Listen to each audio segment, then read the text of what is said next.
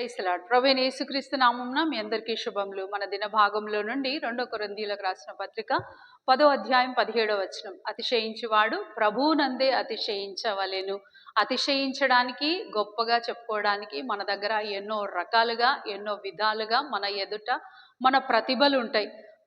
సాధారణంగా లోకంలో చూసినా కూడా చాలామంది అడుగుతూ ఉంటారు, మీరు ఎంత సంపాదించారు, ఎంతమంది పిల్లలు, మీ యొక్క ఐశ్వర్యం ఎంత ఉన్నది, ఏం చదువుకున్నారు, ఇవన్నిటిని బట్టి మనము అతిశయిస్తూ ఉంటాం. చెప్తా ఉంటాం, మేము ఇంత కష్టపడి జాబ్ సంపాదించాం తెలుసా, మేము ఇంత కష్టపడి ఆస్తులు సంపాదించాం తెలుసా, మా పిల్లలు ఆయా స్థానంలో ఉన్నారు అని చాలా గొప్పగా చెప్తా ఉంటారు.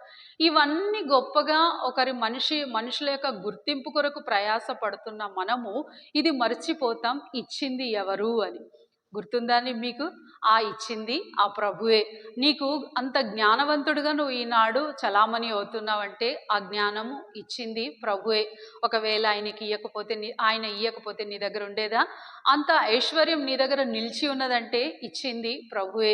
అంత బలము, ఇంతమంది మనుషులు నీ చుట్టూ ఉన్నారు, చాలా ప్రతిభ అంతా నీ ఎదుట ఉంది, నువ్వు చాలా గొప్ప స్థానంలో గొప్ప జాబ్లో ఉన్నావు, అది ఇచ్చింది ప్రభువే అని మరవవద్దు.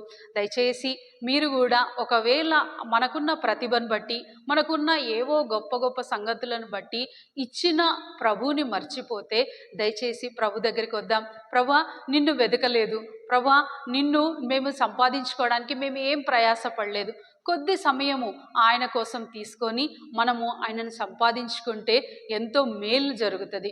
రండి ప్రభు దగ్గరికి వచ్చి ప్రభుని సంపాదించుకుందాం. రండి, కళ్ళు మూసుకురండి, ప్రార్థన చేద్దాం. ప్రియమైన తండ్రి, యేసు ప్రభు ఘనమైన నామంలో దేవా, మేము ఇప్పటి వరకు ఎన్నో సంపదలు సంపాదించాము, ఎన్నో ఐశ్వర్యములను సంపాదించుకున్నాం, వాటి మీద మేము అతిశయపడతా వచ్చాం. కానీ దేవా, ఈనాడు మీ యొక్క వాక్యంను బట్టి దేవా మిమ్మల్ని సంపాదించుకుంటకు నేర్పించండి, మీ ప్రసన్నతను వెదుకుటకు నేర్పించమని ప్రార్థిస్తూ యేసయ్య నామంలో ప్రార్థిస్తున్నాం తండ్రి, ఆమేన్.